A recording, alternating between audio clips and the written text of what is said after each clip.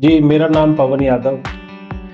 मैं मूलतः काटरपुरी गांव का रहने वाला हूं और अभी सेक्टर 23 में मैं रहता हूं। जी मैम, आप देखिए, आप पुराना इतिहास अगर आप देखते हैं तो हरियाणा में जब भी आप देखेंगे जिसकी सरकार केंद्र में होती है उसी पार्टी की सरकार हरियाणा में रही। केंद्र में भारतीय जनता पार्टी की सरकार है। हमारे माननीय प्रधानमंत्री जी की नीतियाँ आप देखिए, देश हित में जो नीतियाँ उनके द्वारा जितने भी कार्य किए जा रहे हैं। हमारे माननीय मुख्यमंत्री नायब सिंह सैनी जी, इससे पहले माननीय मुख्यमंत्री मनोहर लाल खट्टर जी के द्वारा जनहित में बहुत से कार्य किए गए हैं। उन सभी कार्यों को देखते हुए मुझे लगता है कि जनता फिर से तीसरी बार भारतीय जनता पार्टी की सरकार। मैं तो भारतीय जनता पार्टी का एक निष्ठावान कार्यकर्ता हूँ, पर मैं मानता हूँ कि जिनका भी आपने नाम लिए सब हमारे आदरणीय साथी हैं और हमसे बड़े हैं। इसमें भारतीय जनता पार्टी जिसको भी मौका देगी वो चुनाव लड़ेगा और मुझे लगता है सभी साथी उनका पूरी निष्ठा और ईमानदारी। अगर भारतीय जनता पार्टी मुझे मौका देती है तो मैं अपना कार्य पूरी ईमानदारी के साथ करूँगा। अगर मेरे अलावा भारतीय जनता पार्टी अगर किसी और को टिकट देती है तो मैं पूरी निष्ठा और ईमानदारी के साथ उनका साथ।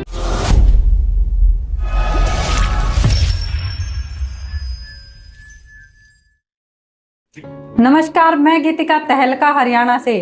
लोकसभा के चुनाव खत्म होते ही विधानसभा हरियाणा के चुनाव शुरू होने वाले हैं 2 महीने बाद। सब पार्टियां आप अपनी तैयारियां में लगी हुई हैं, सब नेता आप अपनी तैयारियां कर रहे हैं, लोग से मिल रहे हैं। वहीं हमारे साथ आज पवन यादव हैं जो एक बीजेपी के युवा नेता हैं, जिनसे आज हम बात करेंगे। पवन सर, आपका स्वागत है हमारे चैनल में। मेरा नाम पवन यादव। मैं मूलतः काटरपुरी गांव का रहने वाला हूं और अभी सेक्टर 23 में मैं रहता हूं। अभी मैं भारतीय जनता पार्टी में लोकसभा प्रभारी था, युवा मोर्चा फरीदाबाद का। सर, आप राजनीति में किन मुद्दों को लेकर चुनाव लड़ रहे हैं? मैम, जैसे कि मेरी विधानसभा बादशाहपुर लगती है और कोई भी कार्यकर्ता, सबकी अपनी एक महत्वाकांक्षा होती है और पार्टी भी मनोबल बढ़ाती है कि जो भी कार्यकर्ता चुनाव लड़ना चाहे तो वो मैदान में आए और तैयारी शुरू करे। तो मेरे क्षेत्र में जो भी कमियां हैं उन्हीं सभी कमियों को दूर करने के लिए, लोगों की सेवा करने के लिए मैंने भी राजनीति में चुनाव के माध्यम से आने का सोचा है। सर, हरियाणा में लोकसभा चुनाव में कुछ खास नहीं रहा बीजेपी का, तो विधानसभा में क्या आपको क्या लगता है पूर्णतः बहुमत से भाजपा की सरकार आएगी? जी मैम, आप देखिए, आप पुराना इतिहास अगर आप देखते हैं तो हरियाणा में जब भी आप देखेंगे जिसकी सरकार केंद्र में होती है उसी पार्टी की सरकार हरियाणा में रही है।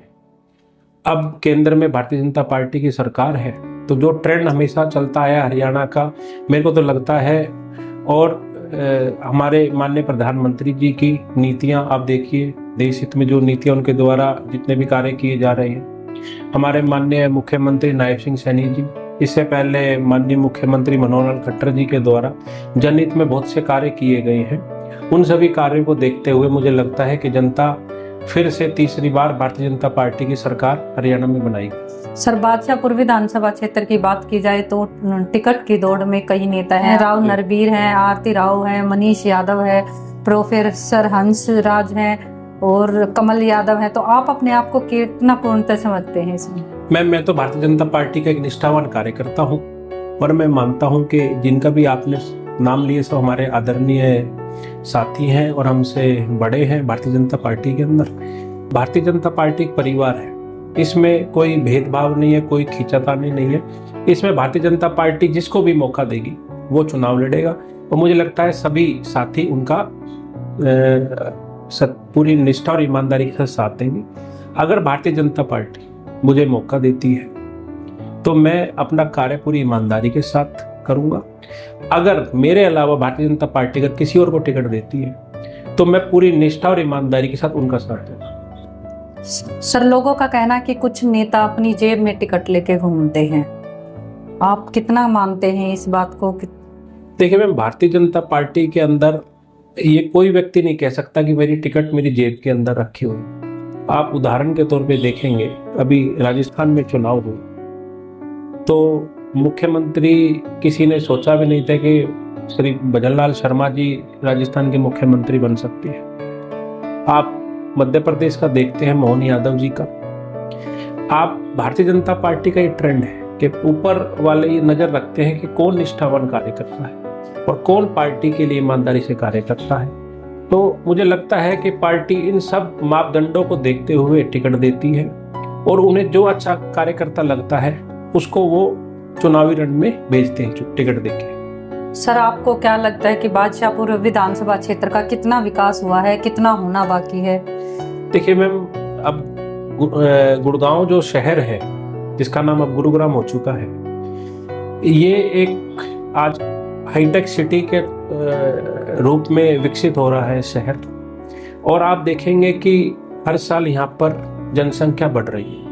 चूंकि जनसंख्या बढ़ती है तो लोगों की डिमांड्स भी बढ़ती है, उनकी नेसेसिटीज भी बढ़ती हैं और लोग आएंगे तो उन्हें सुविधाएं भी अपने अनुसार चाहिए।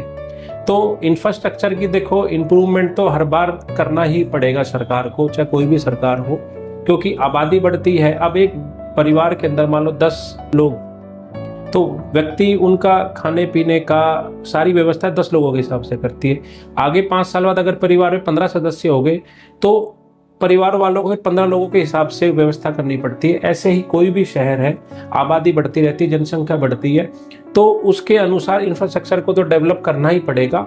और मैं ये मानता हूँ कि जो भी सरकार हो, जैसे आप देखते हैं जापान या अमेरिका वगैरह, वो 20 साल 50 साल का आगे फ्यूचर देख करके डेवलपमेंट करते हैं। तो मुझे लगता है कि हम लोगों को भी अगर जो भी विकास कार्य करने हैं वो आगे के 50 साल का भविष्य देखकर उसके बारे में सोच करके ही सारी जितनी भी प्लानिंग है उसके अनुसार करनी चाहिए। सर, विकास की बात की जा रही है तो बादशाहपुर के वाटिका चौक पे एक डंपिंग, कूड़े की डंपिंग बनाई जा रही है। थोड़ी सी बारिश होते ही पानी भर जाते हैं, कूड़े जगह जगह गंदगी है। तो मैम देखिए, अभी जो हमारे माननीय मुख्यमंत्री जी नायब सैनी जी, उन्होंने खुद ये अपने हाथों में लिया है कि मैं खुद इसका निरीक्षण किया करूंगा और जिस किसी भी अधिकारी की इसमें कमी मिलेगी उनके ऊपर सख्त सख्त कार्रवाई की जाएगी। सरकार की पूरी कोशिश है कि जितना भी इंफ्रास्ट्रक्चर है गुड़गांव का वो अच्छी तरीके से डेवलप किया जाए।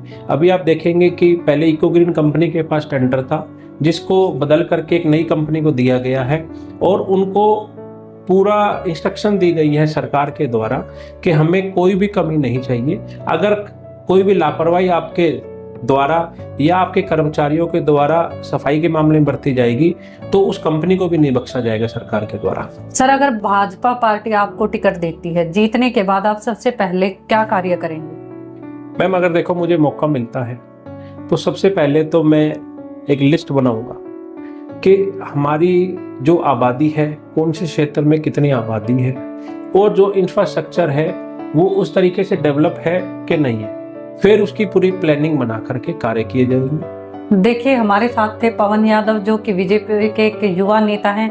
आपने उनकी दिल की बात सुनी और आप हमारे चैनल को लाइक और सब्सक्राइब जरूर करिए, फेसबुक पे फॉलो जरूर कीजिए। जी धन्यवाद आपके सभी व्यूअर्स को मेरी तरफ से।